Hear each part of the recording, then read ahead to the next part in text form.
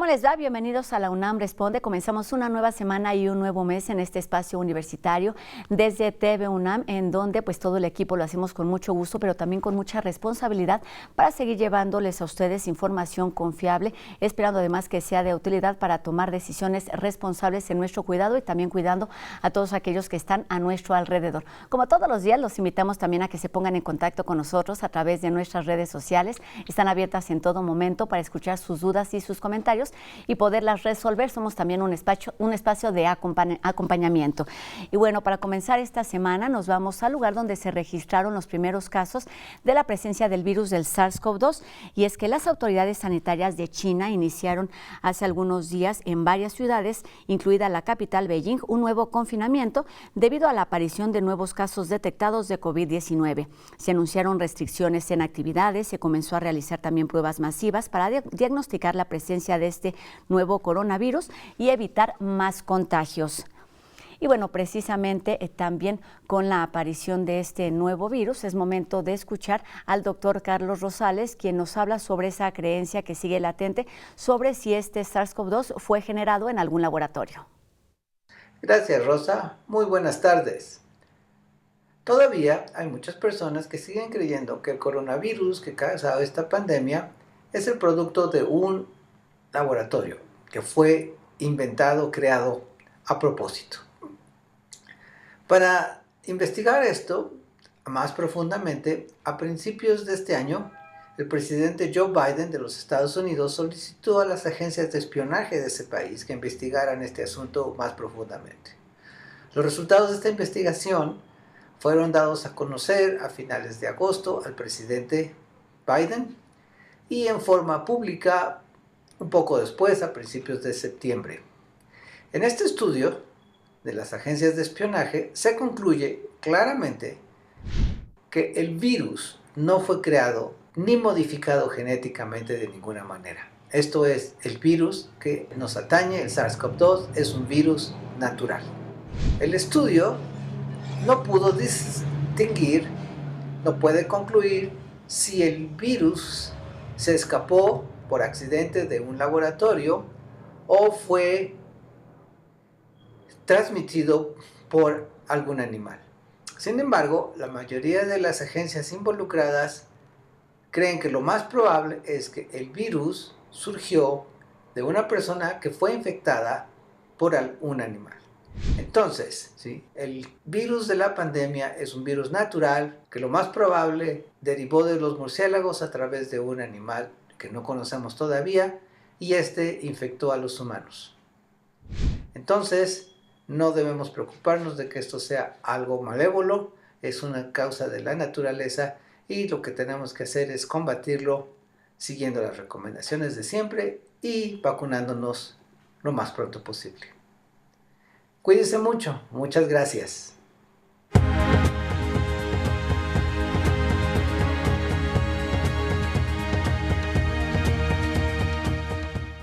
Cuando la salud se va deteriorando por una enfermedad, no solamente aparece o está ahí presente el dolor físico, sino también el emocional. Y bueno, también es necesario pensar no solamente en la situación que están atravesando los pacientes, los enfermos, sino también las familias. Para entender todo esto desde la psicología, me da gusto saludar esta tarde aquí en la UNAM Responde a la maestra en psicología, Flor Hernández Arellano, quien es especialista en medicina conductual. Maestra, un gusto saludarte aquí en la UNAM Responde. Muy buenas tardes. Muy buenas tardes, un gusto en estar aquí con ustedes y con la UNAM, que es mi casa. Pues bienvenida de regreso, bueno, aunque siempre estamos ligados a nuestra máxima casa de estudios. Y maestra, me gustaría preguntarte justamente cuál es el papel de la psicología en términos de dolor, porque evidentemente el primer paso, la primera relación que tenemos es con la medicina. ¿Qué es lo que ha hecho y qué es lo que puede ayudarnos la psicología?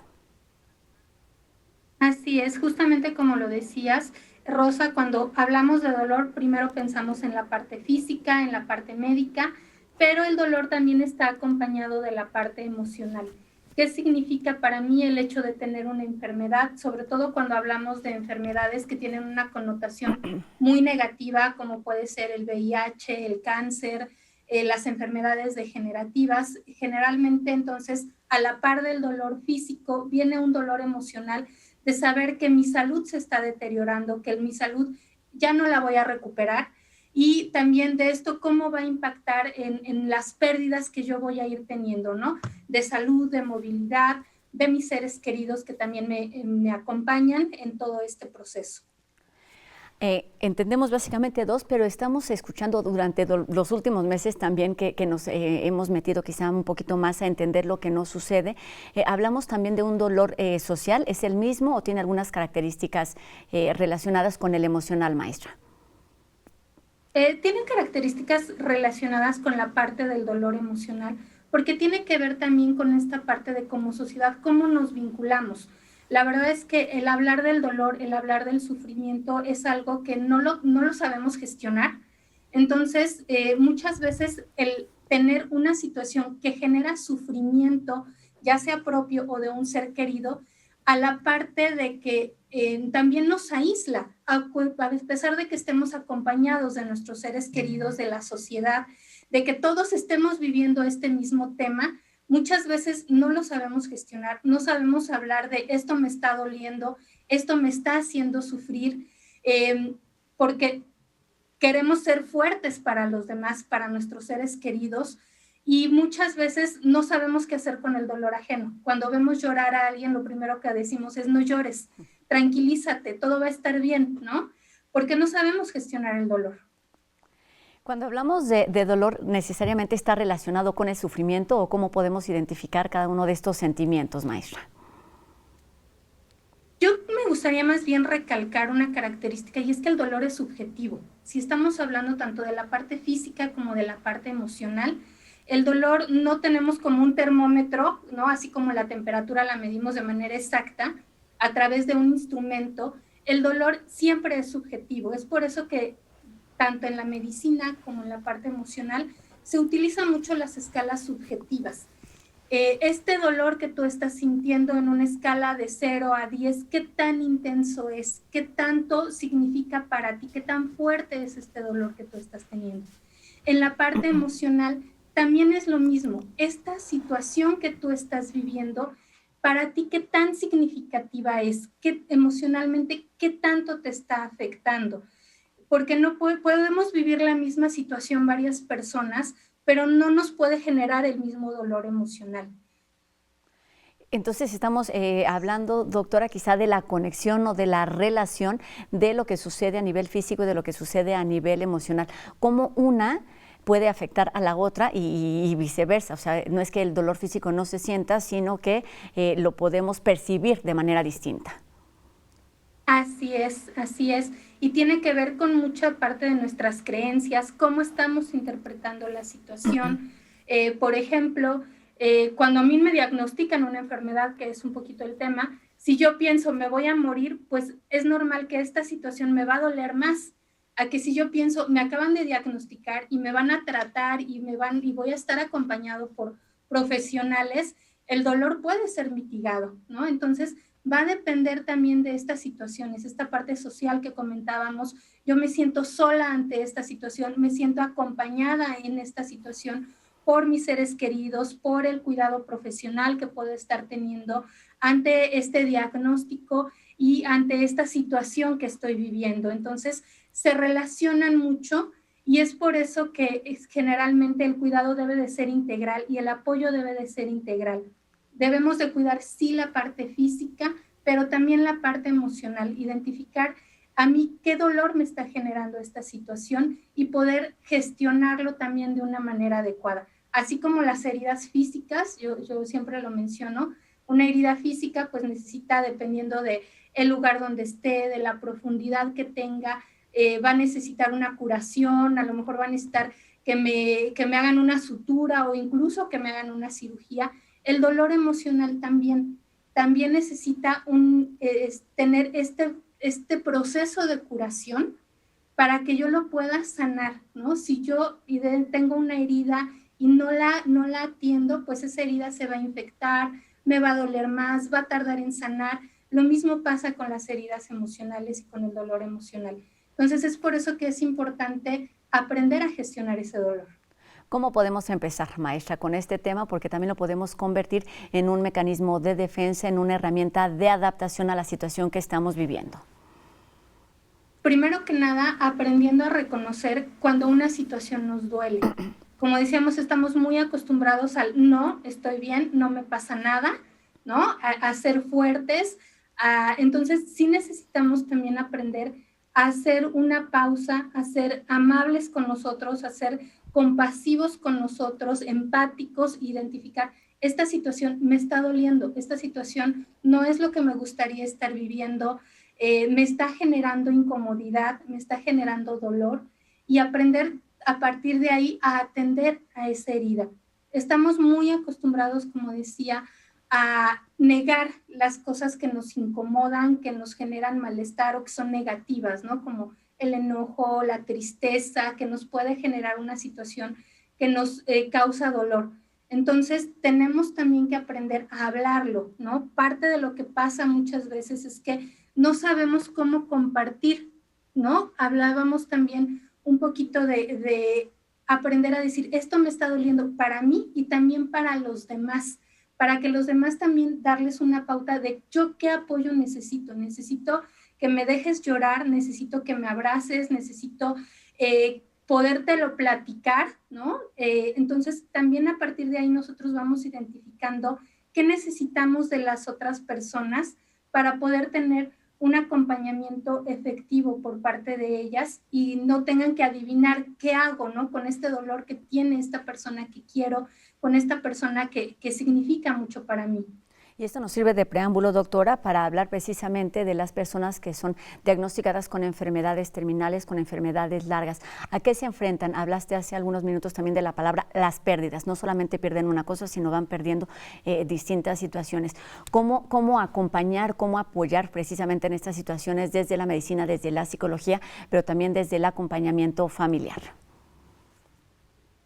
Justamente, ¿no? El aprender a identificar que todos estamos viviendo una situación de pérdida, cada uno desde su rol, ¿no? El paciente pierde su salud, va perdiendo quizás su movilidad, va perdiendo su independencia, pero también la persona que acompaña va perdiendo parte de su tiempo, va teniendo también que invertir ese tiempo en el cuidado de su ser querido. Entonces, juntos vamos sufriendo muchas veces. Entonces, hay que aprender a hablar también de esa pérdida y de ese sufrimiento. Algo que es común cuando una persona está en esta etapa al final de la vida es que puede estar acompañada, pero a la vez sentirse muy sola, ¿no? ¿Por qué? Porque no hablo de ese dolor que me causa el saber que mi ser querido va a fallecer, que mi ser querido está en una situación de enfermedad terminal, y al paciente pues muchas veces también le cuesta trabajo hablar de me siento cansado de luchar contra esta enfermedad, me preocupa las cosas que dejo, mi familia, mis hijos, mis nietos, ¿no?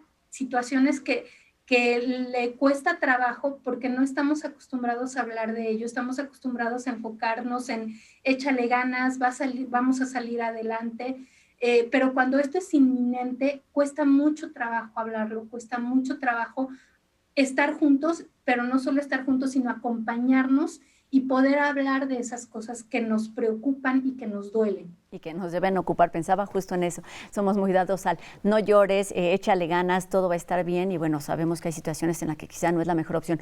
Maestra, ¿por qué no nos das algunos consejos, algunas recomendaciones de los no? ¿Qué es lo que no debemos hacer cuando estamos atravesando una situación de este tipo o cuando bien estamos acompañando a alguien que atraviesa una situación complicada de pérdidas?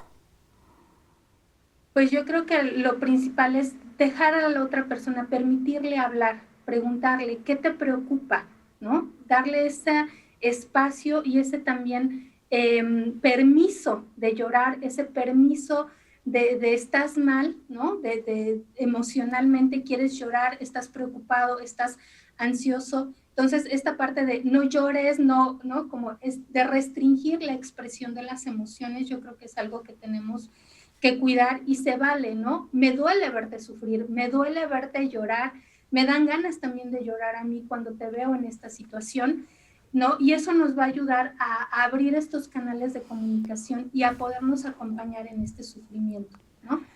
Estamos viviendo una situación difícil y no tenemos por qué vivirla sola. Yo creo que eso también. Y pues también existen apoyos profesionales. Creo que también es muy válido identificar cuando no estoy pudiendo solo o sola con esta situación y requiero de un apoyo profesional.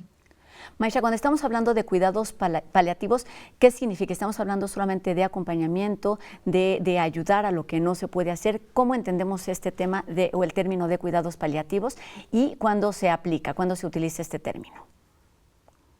El término de cuidados paliativos se utiliza en enfermedades ya hacia el final de la vida. Son enfermedades que ya no tienen una posibilidad de curación, pero que estamos hablando que ya la progresión de la enfermedad ha sido tal que la expectativa de vida ya es corta, ¿no? Tenemos enfermedades como la diabetes, que a lo mejor ahorita a mí me diagnostican diabetes, pero mi expectativa de vida es de muchos años todavía. En este caso estamos hablando, la diferencia es cuando la expectativa de vida ya es corta, ya la enfermedad está avanzada, la enfermedad ha progresado y entonces los tratamientos y el cuidado paliativo se enfoca en buscar la calidad de vida. Aquí lo que se sugiere y lo que se busca es un tratamiento multidisciplinario, porque obviamente pues hay cuestiones físicas, dolor, síntomas, incluso a veces los propios tratamientos, como por ejemplo cuando hablamos de cáncer, los tratamientos suelen ser muy agresivos y suelen también generar molestias a la persona. Entonces, tratar desde la parte médica en mitigar todos esos malestares. Pero también se trata de mitigar todos esos malestares emocionales, el poder acompañar a la persona, porque la calidad de vida también es eso, poder hablar de cómo me estoy sintiendo, de las cosas que me preocupan en esta situación y de poder cerrar, ¿no? Despedirme de una manera adecuada de mis familiares, de mis seres queridos, de una manera que yo pueda, ¿no? Cerrar este ciclo. Por supuesto que nos va a doler perder a un ser querido, pero va siendo diferente cuando nosotros llevamos a cabo este proceso y no va a ser un dolor que nos desgarre, va a ser un dolor de una separación más llevadera, ¿no? Que nos permita vivir un proceso más natural. ¿Qué papel ocupa en todo este proceso, tanto de los pacientes como de los acompañantes, el tema de las creencias, maestra? De lo que creemos, de la primera impresión que tenemos cuando recibimos una noticia de cualquier tipo relacionada con las pérdidas. Pues aquí hay creencias tanto que nos ayudan como creencias que nos pueden dificultar este proceso.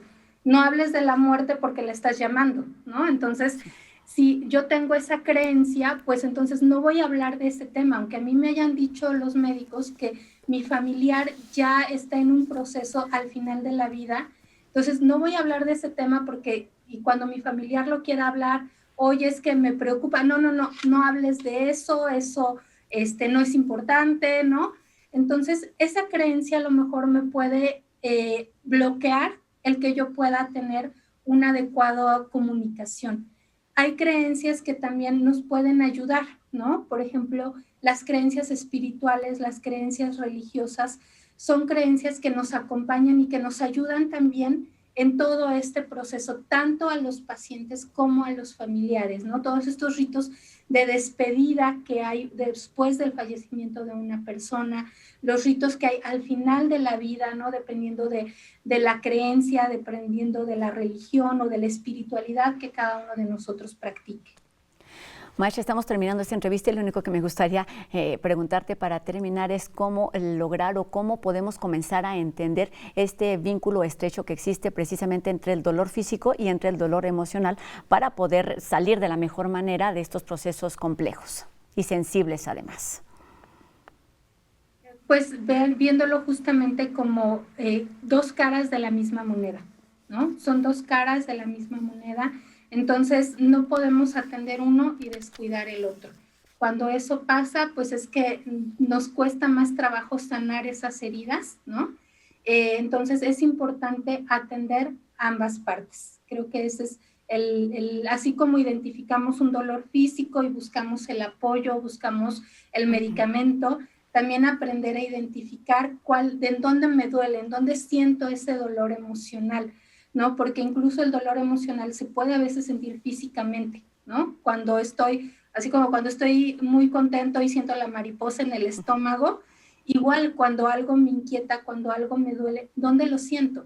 ¿no? Y prestarnos atención y darnos atención a esas señales que nosotros mismos nos mandamos. Pues sí, nos quedamos con esto, maestra, identificar, nombrar y principalmente compartir para que estemos en la misma sintonía con quienes estamos atravesando esta situación, ya sea como enfermos o también como cuidadores, en todo momento en situación de crisis. Lo dijiste muy bien también al principio de esta entrevista, toda esta pandemia nos tiene en una situación de incertidumbre, de cambios, pero es importante atender nuestra salud emocional, tanto como la física. Maestra en psicología, Flor Hernández Arellano, especialista en medicina conductual. Muchísimas gracias por estos minutos, por esta información y por supuesto por estos consejos que debemos ir aplicando en nuestra vida cotidiana. Muy buenas tardes. Gracias, maestra. Y tenemos más información relacionada precisamente con la festividad de Día de Muertos, la mega ofrenda. Vamos enseguida a ver la siguiente cápsula que nos prepararon los chicos de En Trending. Cerca de cumplir 2 años de la pandemia por COVID-19, todos los eventos sociales y culturales han cambiado su dinámica, y uno de ellos es el emblemático Festival Universitario del Día de Muertos, del que forma parte la mega ofrenda realizada por la UNAM, que por segundo año consecutivo se hará de forma virtual, con el propósito de seguir con las tradiciones culturales a pesar de las adversidades. Pues lo que hicimos desde la Dirección General de Atención a la Comunidad, de la mano con la Facultad de Artes y Diseño, es conformar un equipo maravilloso de jóvenes, mucha gente joven, que diseñaron un recorrido virtual por México Tenochtitlan. ¿Por qué? Porque la mega ofrenda este año lleva el título México 500, como una de las actividades que lleva a cabo la universidad conmemorando este importante suceso histórico. Este año el festival será un homenaje a la antigua Tenochtitlan, con el título México 500. Esta edición está inspirada en un videojuego en donde Goyo, nuestro puma, nos acompañará a recorrer cada espacio y actividad de la ofrenda. Y con la intención de acercar a los universitarios, la Dirección General de Atención a la Comunidad incluirá un programa de 3 concursos. El tradicional de calaveritas literarias, donde pueden participar alumnos, profesores y trabajadores. El segundo concurso es Caracterízate en una Catrina, donde los participantes tendrán 30 segundos para hacer un video tipo TikTok transformándose en este personaje. Y el tercero es la elaboración de un códice relacionado con el tema del festival. Como ya es tradición, participarán diferentes entidades universitarias, facultades, prepas, CCHs, así como las ENES de Mérida, Juriquilla, León y Morelia, que se unen con sus ofrendas. Entonces, cada entidad diseñó una ofrenda virtual que nuestro equipo reprodujo y la metió al videojuego, y entonces la gente que visite el sitio, ahora les diré, va a ir recorriendo y disfrutando cada una de estas ofrendas, los elementos audiovisuales, porque nos propusieron recetas, música, historias, por qué diseñaron ese tipo de ofrenda, cómo se inspiraron, ¿no? Como parte de las actividades, se reconocerá la participación del personal de salud durante la pandemia.